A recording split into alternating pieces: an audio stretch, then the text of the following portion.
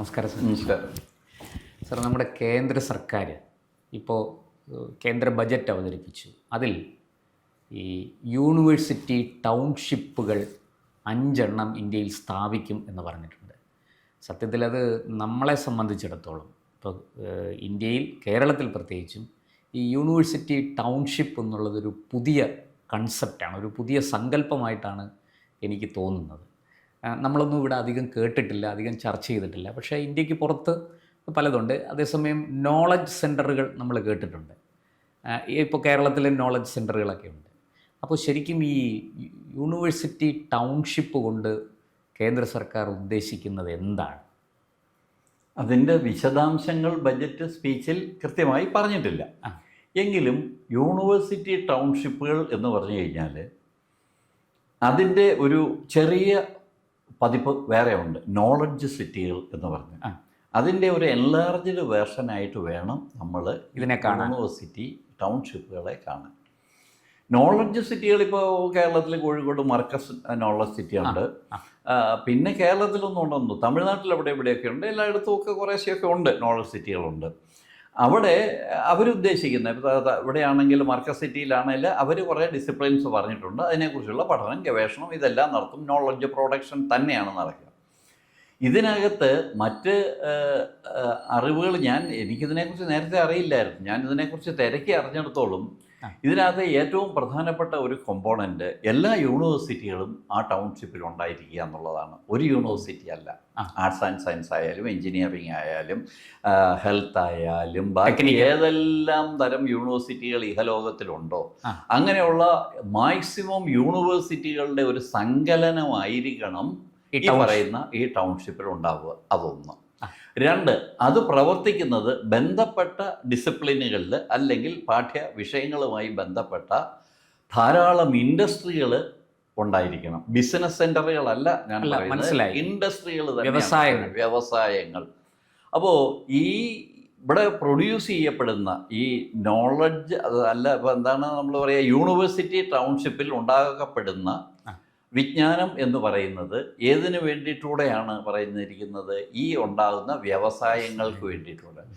അങ്ങനെ ഉണ്ടാകപ്പെടുന്ന ആ അറിവ് വ്യവസായങ്ങൾക്ക് കൊടുക്കുക. അതിൻ്റെ പ്രായോഗികമായ ഇംപ്ലിമെൻറ്റേഷൻ ഘട്ടത്തിൽ ആരും ഉണ്ടാകും? ഇത് കണ്ടുപിടിച്ചവരുടെ ഓരോ മിനിറ്റിലുള്ള സഹായവും ഇൻഡസ്ട്രികൾക്കുണ്ടാവും.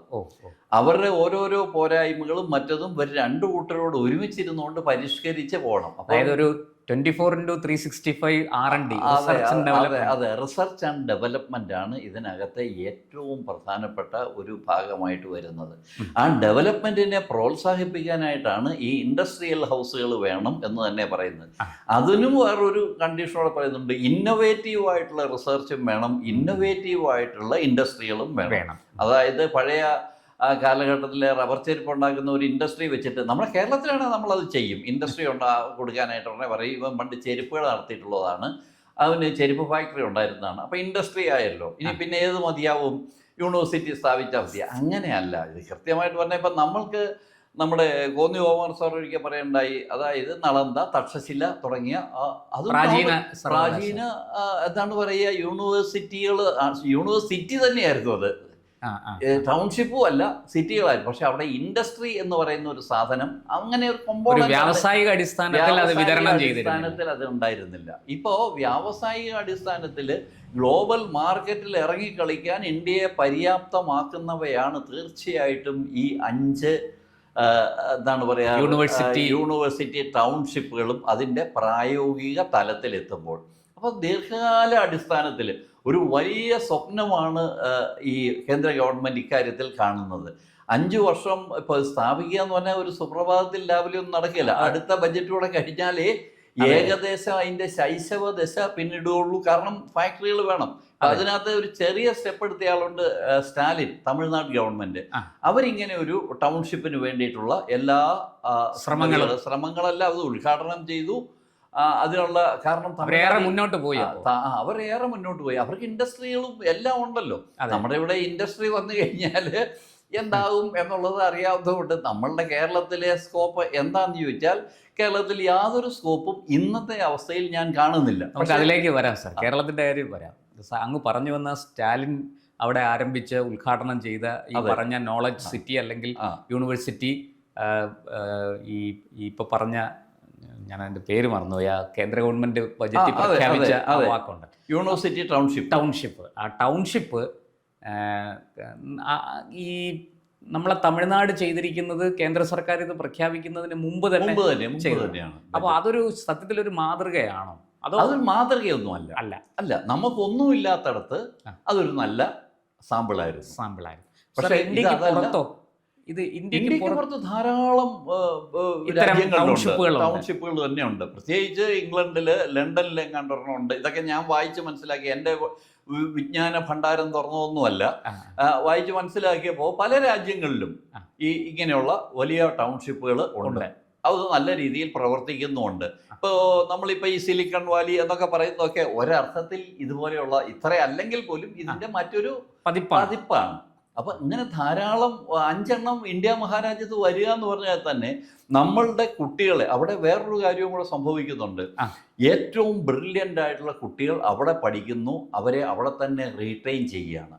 ഇവരുടെ ഇൻഡസ്ട്രിയലിലോ ഇവരുടെ റിസർച്ച് ആൻഡ് ഡെവലപ്മെൻറ്റ് വിങ്ങിലോ ഇവരുടെ ഏതെങ്കിലും ഒരു സ്ഥാപനത്തിൽ മിടുക്കരായവരെല്ലാം അക്കോമഡേറ്റഡ് ആണ് വിത്ത് ഹൈ സാലറി. അതായത് ഇവിടെ പഠിച്ചിറങ്ങുന്ന വിദ്യാർത്ഥികൾക്ക് തൊഴിൽ തേടി അലയണ്ട, വിദേശത്ത് പോകണ്ട, ഒന്നും വേണ്ട. ഏറ്റവും നല്ല സംവിധാനത്തിൽ ഇവിടെ തന്നെ അതിനേക്കാൾ വലിയ ശമ്പളത്തിൽ ഇവിടെ നിൽക്കാനുള്ള ഒരു സംവിധാനമാണ് ഇവർ ലക്ഷ്യമിടുന്നത്. അത് യാതൊരു സംശയമുള്ള കാര്യമൊന്നുമല്ല.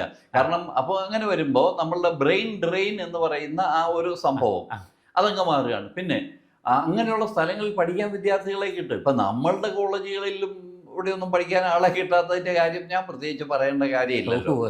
അപ്പോൾ അതെല്ലാം മാറി കിട്ടും. അങ്ങനെ ഒരു ഇതിൽ കിട്ടും. ഇപ്പം നമ്മൾ IIT-കളിൽ, IIM-കളിൽ അതിനേക്കാൾ കൂടിയ ഡോസിലാണ് ഏത് വരാൻ പോകുന്നത്, ഈ യൂണിവേഴ്സിറ്റി ടൗൺഷിപ്പുകൾ വന്നാൽ. കാരണം ഇന്റർ ഡിസിപ്ലിനറി ആയിട്ട് പോവാം. ഒരുത്തനിപ്പോ കെമിസ്ട്രി പഠിക്കുന്നവന് വേണം ലിറ്ററേച്ചറും പഠിക്കാം. കാരണം അതിനുള്ള യൂണിവേഴ്സിറ്റി അവിടെ ഉണ്ട്. ഇവരുടെ ഒരു എന്താണ് പറയുക സങ്കലനമാണ് അവിടെ ഉണ്ടാവുക. അപ്പോൾ അതിന്റെ സിസ്റ്റം എല്ലാം ഇനി വർക്കൗട്ട് ചെയ്യേണ്ടതായിട്ടുണ്ട്. ഓരോരുത്തർക്കും ഓരോ രീതികളാണ്. ഒരു പക്ഷേ ഈ നമ്മുടെ ഈ യൂണിവേഴ്സിറ്റി ടൗൺഷിപ്പുകൾക്ക് വേണ്ടിയിട്ട് പുതിയ ചട്ടങ്ങളും വകുപ്പുകളും നിയമനിർമ്മാണം തന്നെ എല്ലാം ഉണ്ടാവേണ്ടി വരും. UGC പോലൊരു വലിയ ഒരു സ്വതന്ത്ര ബോഡി തന്നെ ഉണ്ടാവണമല്ലോ. ഇതിനെ നിയന്ത്രിക്കാനായിട്ട് നിലവിലുള്ള ആൾക്കാരും നിലവിലുള്ള സിസ്റ്റമും ഒന്നും പോരാ. അതിപ്രഗത്ഭരായിട്ടുള്ള ആൾക്കാർ വേണം. അതായത് ഇന്ത്യയെ ഒരു 35 വർഷം അപ്പുറം സ്വപ്നം കാണുന്ന ഏറ്റവും ക്രീമായിട്ടുള്ള പ്രൊഫഷണലായിട്ടുള്ള ആൾക്കാരായിരിക്കണം ഇതിനെ നയിക്കുക. അങ്ങനെ വരാൻ സാധ്യതയുള്ളൂ. കാരണം നമുക്കൊരു നല്ല എക്സാമ്പിൾ ഉണ്ട്. Indian armed forces. അവിടെ 12ാം ക്ലാസ് കഴിഞ്ഞ പിള്ളേരെ എടുക്കുകയല്ലേ ചെയ്യുന്നത്. അവനെ എന്താ ചെയ്യുക? NDA എഴുതി അല്ലെങ്കിൽ ഷോർട്ട് സർവീസ് കിട്ടി അവരവിടെ തന്നെ അവർക്ക് ഉന്നത വിദ്യാഭ്യാസം 5 വർഷം കഴിഞ്ഞാൽ അവന് വിദേശത്ത് പോയി ഏത് യൂണിവേഴ്സിറ്റി വേണേൽ പോയി പഠിക്കാം. ഫുൾ ചെലവ് ആംഡ് ഫോഴ്സസ് കൊടുക്കും. തിരിച്ചു 5 വർഷം അവിടെ സേവനം ചെയ്യണം എന്നുള്ളൊരു വ്യവസ്ഥ മാത്രമേ അവർ വെക്കുന്നുള്ളൂ. എന്ന് പറഞ്ഞ പോലെ ഇവർക്ക് വിദേശത്ത് എവിടെ വേണേലും പോകാനും കൂടുതൽ അറിവ് നേടാനും ആ അറിവ് ഇവിടെ കൊണ്ടുവന്ന് ഇൻഡസ്ട്രിയിലും അല്ലെങ്കിൽ ഇവരുടെ റിസർച്ച് ഡെവലപ്മെന്റ് ഉപയോഗിച്ചുകൊണ്ട് ഇന്ത്യയെ വളരെ മുമ്പിലോട്ട് നയിക്കുന്ന ഒരു പ്ലാനാണ് ഈ വന്നിരിക്കുന്നത്. അതിനെ അതിൻ്റെതായ അർത്ഥത്തിൽ തിരിച്ചറിയേണ്ടി വരും നമ്മൾ. പക്ഷെ ഇപ്പം നമുക്ക് തിരിച്ചറിയാൻ പറ്റുമോ അല്ലെങ്കിൽ പറയുമെന്നുള്ളത് മറ്റൊരു കാര്യം. സത്യത്തിൽ ഈ യൂണിവേഴ്സിറ്റി ടൗൺഷിപ്പ് എന്നിങ്ങനെ ബജറ്റിൽ കേട്ടതല്ലാതെ അതിനെക്കുറിച്ച് യാതൊരു ധാരണയും ഇപ്പോഴും നമുക്കാർക്കുമില്ല. നമ്മുടെ മാധ്യമങ്ങളും ഇക്കാര്യത്തിൽ വളരെ പുറകിലാണ്. അവർക്കൊന്നും ഇത് ചർച്ച ചെയ്യാൻ താല്പര്യമില്ല. എന്തോ യൂണിവേഴ്സിറ്റി ടൗൺഷിപ്പ്, അത് നമ്മുടെ നാട്ടിലെവിടെ ഒരു ടൗൺഷിപ്പ് ഉണ്ടാക്കുന്നു, അമ്മാതിരി ഒരു ടൗൺഷിപ്പ്, ഇങ്ങനെയാണ് അവർ ധരിച്ചിരിക്കുന്നത്. ഇപ്പോൾ സാറ് പറഞ്ഞപ്പോഴാണ് അതിൻ്റെ ഗൗരവവും പ്രാധാന്യവും. അത് വലിയ പ്രാധാന്യമാണ്. കാരണം ഈ ബജറ്റിനെ കുറിച്ച് തന്നെ എനിക്ക് അതിന് പ്രത്യേകിച്ച് രാഷ്ട്രീയമൊന്നുമില്ല. ഈ ബജറ്റ് ഒന്ന് ഒഴിച്ചു നോക്കിയാൽ ജനപ്രിയമൊന്നുമില്ല. എല്ലാം ലോങ് ടേം അടിസ്ഥാനത്തിലുള്ള സാധനങ്ങളാണ്. ഭയങ്കര ദീർഘവീക്ഷണത്തോടുകൂടി. അതായത് അടിത്തട്ട് മൂലമാണ് പിടിക്കുന്നത്. അതല്ല ഇപ്പൊ ശമ്പളക്കാരന് 4 അത് കൊടുത്തു, അവൻ ഇത് കൊടുത്തു, ഇവൻ ഇത് കൊടുത്തല്ല. പാസ്സായി വരുന്ന കൊച്ചു, അതായത് സാർ കയ്യടി വാങ്ങുന്ന ബജറ്റ് അല്ല. പക്ഷേ ഇതിനെന്ന് പറഞ്ഞാൽ ദീർഘകാലം ഇനി അവിടുത്തെ സിലബസ് ഒക്കെ ഉണ്ടാക്കി വരുമ്പോഴത്തേക്ക് വലിയ വിമർശനങ്ങൾ വന്നേക്കാം. ഇല്ലെന്ന് ഞാൻ പറയുന്നില്ല. അപ്പൊ അന്നേരം വരുമ്പോൾ അവിടെ പഠിപ്പിക്കുന്നത് അങ്ങനെയല്ല, ആർഷഭാരതമാണ്, അതല്ലെങ്കിൽ മോഡേൺ അല്ല, സയൻസ് ആണോ, അതൊക്കെ വരാം. ഭാരതത്തിൻ്റെ സംസ്കാരം ഇതൊക്കെ ഉണ്ടാവാം. പക്ഷേ ഈ കോൺസെപ്റ്റ് എന്ന് പറഞ്ഞു കഴിഞ്ഞാൽ ഇന്ത്യയെ വളരെ വളരെ മുമ്പിലോട്ട് നയിക്കും. ഇപ്പോൾ റോക്കറ്റ് ഉണ്ടാക്കുന്ന ഇപ്പോൾ തുമ്പ് വിക്രം സാരാഭായ് സ്പേസ് സെൻറ്റർ ഈ തിരുവനന്തപുരത്ത് ഉണ്ടായി അതിൻ്റെ ഭാഗമാണെങ്കിലും അപ്പം അവർക്ക് യൂണിവേഴ്സിറ്റി ഉണ്ട്. ഉണ്ട്. അതേതാണ്? Space university. സ്പേസ് ആ സ്പേസ് യൂണിവേഴ്സിറ്റിയുടെ ഇപ്പുറത്ത് കേരള യൂണിവേഴ്സിറ്റി, ഇതെല്ലാം കൂടെ അത് കഴിഞ്ഞാൽ മറ്റേ ഡിജിറ്റൽ യൂണിവേഴ്സിറ്റി, പിന്നെ നമുക്കിനി ആകെ എക്സൈസ് യൂണിവേഴ്സിറ്റിയെ വരാനുള്ളൂ. അപ്പോൾ ബാക്കിയെല്ലാം ഉണ്ട്. എക്സൈസ് ആണോ അബ്കാരിയാണോ? അബ്കാരി യൂണിവേഴ്സിറ്റിയും കൂടെ വന്നു കഴിഞ്ഞാൽ പൂർണ്ണമായി. അതോടിട്ട് നമ്മളൊരു സ്ഥലത്തോട്ടൊക്കെ ഇട്ടേക്കാമെങ്കിൽ അത് തിരുവനന്തപുരം എന്ന് പറയുന്ന പട്ടണത്തിൽ ഇതെല്ലാം കൂടെ ചേർന്നുകൊണ്ടൊരു യൂണിവേഴ്സിറ്റി ആവാം, കൊച്ചിയിലാവാം, പലയിടത്തും ആവാം.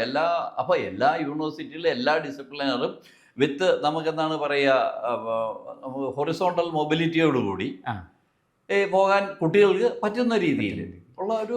സാർ ഇതിൽ ഒരു അങ്ങിപ്പം ഞാൻ ഈ പറയുന്നത് എൻ്റെ അറിവാണ് എന്ന് വീണ്ടും ഞാൻ പറയുന്നു. തീർച്ചയായിട്ടും. അല്ല, അത് ആരെങ്കിലുമൊക്കെ വേണമല്ലോ ഇത് പറയാൻ. നമുക്കൊരു ശ്രദ്ധ ഇതിനകത്ത് വരണ്ടേ? അതെ, ഇല്ല, അറിവുള്ളവർ ഇത് കറക്റ്റ് ചെയ്യാൻ പറ്റിയ പര്യാപ്തരായ ഒത്തിരി ആൾക്കാർ കേരളത്തിലുണ്ട്. നമ്മളിത് അതിനകത്ത് നമ്മളതിൻ്റെ എന്താ പറയുക, ഒരു സാധാരണക്കാരൻ കേട്ടറിഞ്ഞ കാര്യമാണ്. അല്ല, അങ്ങ് ഒരു സാധാരണക്കാരനല്ല, അങ്ങ് ഒരു രജിസ്ട്രാർ ആയിരുന്ന അധ്യാപകനായിരുന്ന ആളാണ്. അതുകൊണ്ട് തീർച്ചയായിട്ടും വിദ്യാഭ്യാസത്തെക്കുറിച്ച് വളരെ കൃത്യമായൊരു കാഴ്ചപ്പാടും അങ്ങേക്കുണ്ട്. അത് സംസാരത്തിൽ നിന്ന് മനസ്സിലായി. അപ്പോൾ ഇനി എൻ്റെ ഒരു ഒറ്റ ചോദ്യം. അങ്ങിപ്പോൾ തിരുവനന്തപുരത്തിൻ്റെയും കൊച്ചിയുടെയും കാര്യം പറഞ്ഞു. ഈ 5 ടൗൺഷിപ്പുകൾ ഇന്ത്യയിൽ വരുമ്പോൾ ഇതുകൊണ്ട് കേരളത്തിന്, നമുക്ക് കേരളത്തിലൊരു ടൗൺഷിപ്പ് വരണമെന്ന് സ്വാഭാവികമായിട്ടും മലയാളി ആയതുകൊണ്ട് ഞാനും അങ്ങും ആഗ്രഹിക്കും. അത് നമ്മുടെ ഒരു സ്വാർത്ഥതയാണ്. എങ്കിലും ഞാൻ ചോദിക്കുന്നു, ഇത് കേരളത്തിലേക്ക് വരാൻ സാധ്യതയുണ്ടോ? ഈ കേരളത്തിന് ഇതുകൊണ്ട് എന്തായിരിക്കും നേട്ടം? കേരളത്തിൻ്റെ ഒരു പ്രശ്നം എന്ന് പറഞ്ഞാൽ നമ്മളുടെ ഉന്നത വിദ്യാഭ്യാസം നല്ല ബജറ്റിനകത്ത് നമ്മൾ എന്താ കണ്ടത്, വിദ്യാഭ്യാസ മന്ത്രി പറഞ്ഞു ഡിഗ്രി വരെയുള്ള വിദ്യാഭ്യാസം സൗജന്യമാക്കി. അതാണ് പ്രഖ്യാപനം. ഈ സൗജന്യം കൊണ്ടൊരു കയ്യടി കിട്ടുമെന്നല്ലാതെ വിദ്യാർത്ഥികളുടെ വിദ്യാഭ്യാസത്തിൻ്റെ നിലവാരവും ഗുണമേന്മയും ഒന്നും കൂടാൻ പോകുന്നില്ല. പക്ഷെ നല്ലത് തന്നെ, നല്ലതല്ല പറഞ്ഞത്. പക്ഷേ അതും കൂടി കൂട്ടാനുള്ളതുണ്ടായിരുന്നെങ്കിൽ, അത് കൂട്ടാനുള്ള എന്തെങ്കിലും. ഇപ്പം നമ്മൾ നോക്കിയാൽ കേരളത്തിൽ എത്ര സർവകലാശാലകളിൽ വൈസ് ചാൻസലർമാരുണ്ട്. ഇപ്പോൾ കേന്ദ്ര ഗവൺമെൻറ് ഇപ്പം നമ്മൾ തുടങ്ങുകയാണ് ചെയ്യുന്നത്, ഞങ്ങൾക്ക് യൂണിവേഴ്സിറ്റി തന്നില്ല. ഇപ്പം നിലവിൽ നമ്മൾ നടത്തുന്ന യൂണിവേഴ്സിറ്റികളിൽ കുറ്റം ആരുടെയും ആയിക്കൊള്ളട്ടെ, വൈസ് ചാൻസലർമാരുണ്ടോ? ഇല്ല.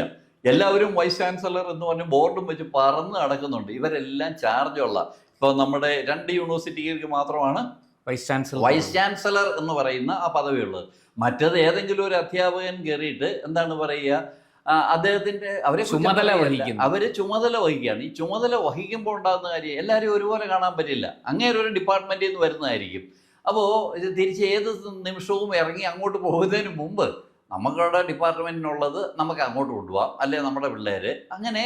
അതാണ് അവർക്ക് അത്രയും ചെയ്താൽ മതി എന്നുള്ളതാണ്. പക്ഷെ അതിനപ്പുറത്തേക്ക് വലിയൊരു വിദ്യാഭ്യാസ വിചക്ഷണനാവേണ്ട തലപ്പത്ത് വന്നു കഴിയുമ്പോൾ എല്ലാവരെയും ഒരുപോലെ കാണുകയും എല്ലാം ഒരുപോലെ നിയന്ത്രിക്കാനുള്ള കേപ്പബിലിറ്റി ഉള്ള അങ്ങനെ ഒരു സർവകലാശാലയ്ക്ക് പോലും നല്ല ഒരു വൈസ് ചാൻസലർ പോലും ഇല്ലാത്ത ഈ കേരളത്തിൽ എന്ത് ടൗൺഷിപ്പ് വരുമെന്നാണ് പറയുന്നത്.